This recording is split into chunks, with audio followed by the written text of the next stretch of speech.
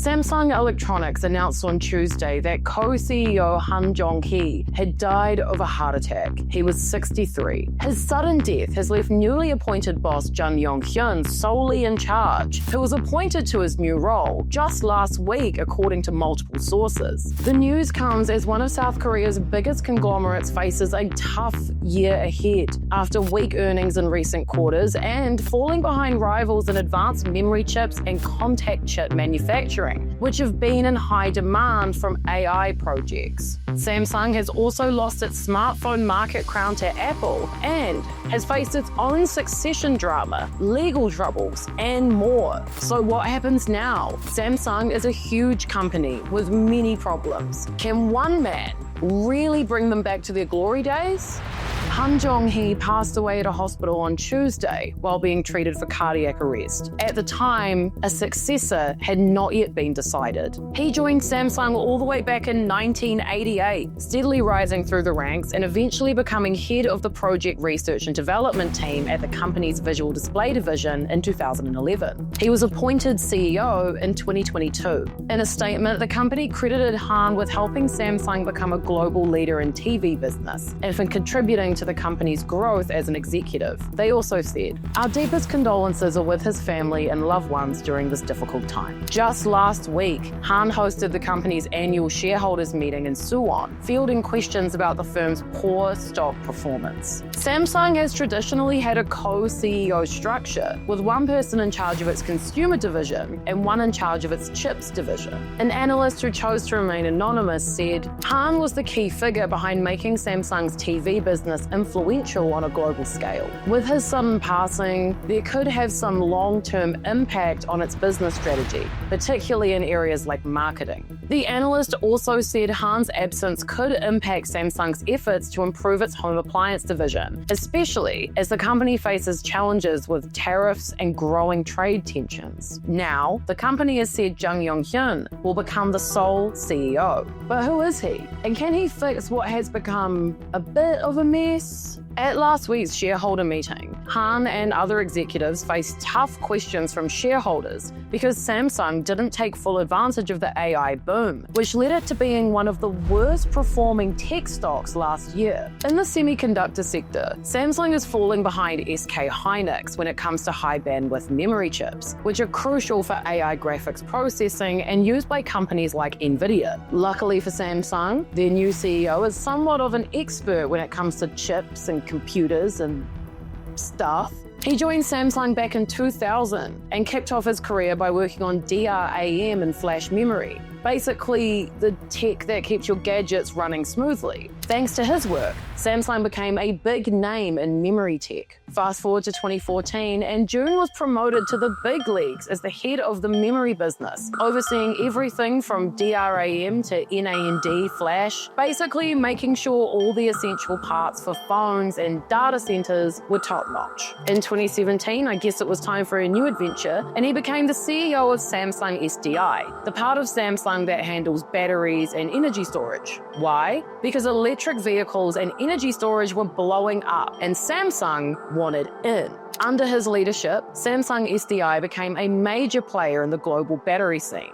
By 2024, Jun was back in action, this time as co-CEO of Samsung Electronics. He also took charge of the Device Solutions division, which is all about semiconductors. So yeah, he's been pretty busy making Samsung a big deal in everything from memory chips to batteries. And he seems like he knows what he's talking about there, you know? But outside of chips and other things I only marginally understand, there is succession drama with Samsung and a board chief who has only just wrapped up a decade of legal issues. In February, chairman of Samsung Electronics, heir to the Samsung dynasty, and South Korea's richest man, Lee Jae-yong, was cleared of charges related to stock rigging and accounting fraud from a 2015 merger of Samsung affiliates. The legal issues stemmed from the 2015 merger of two Samsung affiliates, Samsung C&T and chaebol Industries. The deal gave Lee control over Samsung by turning him into the largest shareholder of the merged company.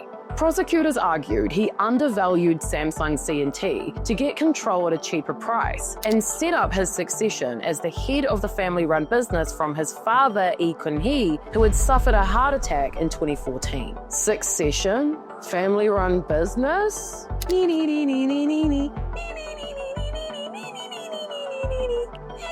There's more to it as well, like a lot more. It wasn't long after Lee Kun-hee's passing that the legal trouble began kicking off, with the 2016 political scandal that led to President Park Geun-hye's impeachment. Like I said, there was a lot going on. In 2017, Lee Jae-yong was convicted of bribing Park and her associates to secure government backing for the merger. He served 18 months in prison, but was released on parole in 2021 and pardoned in 2022.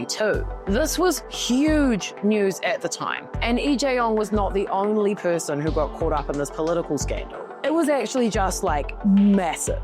But it sent shockwaves through South Korea's corporate elite, which are dominated by just a handful of families who run business empires known as chaebol. Chaebol is a word used to describe the mega companies in South Korea that wield huge political and economic power. Many of these companies were set up in the 1960s post the Korean War and have been insularly run and managed by one family since. Hyundai, for example, are in their third or fourth generation of family succession.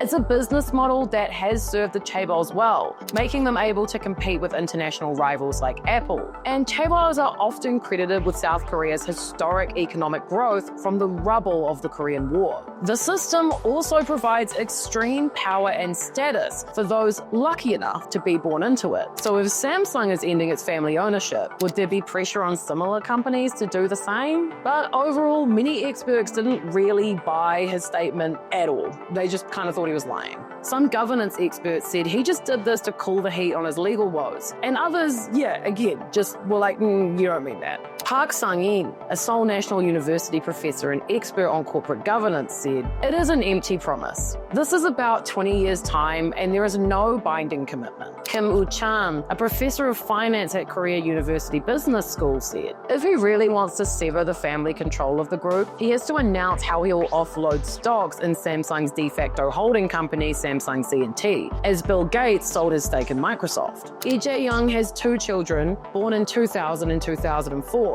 So it remains to be seen if he is serious about not passing the business to his children. Right now, they're still young, but he is still the chairman of the board at the company. And his previous legal dramas have caused turmoil at the top end of things, meaning new CEO, Jun Young-Hyun, has those pieces to pick up as well. He's up against falling profits, a new single CEO structure, and a board chair who may or may not try to succession him at some point. In the wake of Han Jong-Hee's sudden passing, Samsung Electronics finds itself at a critical crossroads. With the season leader gone, one man stepping into his new role, he's got to navigate a turbulent sea of challenges, like on his own. From the collapse of its smartphone market dominance to a struggling semiconductor business, the road ahead is far from smooth. The legacy of a family-run empire is in question, and with it, the future of one of South Korea's most influential tech giants. Only time will tell if Jun's deep experience in semiconductors and energy will be enough to reinvigorate a company that has, for decades, led the world in innovation. One thing is certain, Samsung's next moves will shape not just the company, but probably the future of tech in South Korea. Thank you so much for watching. Don't forget to subscribe. We do 5 videos a week on everything happening in the news, on the internet, and all around the world.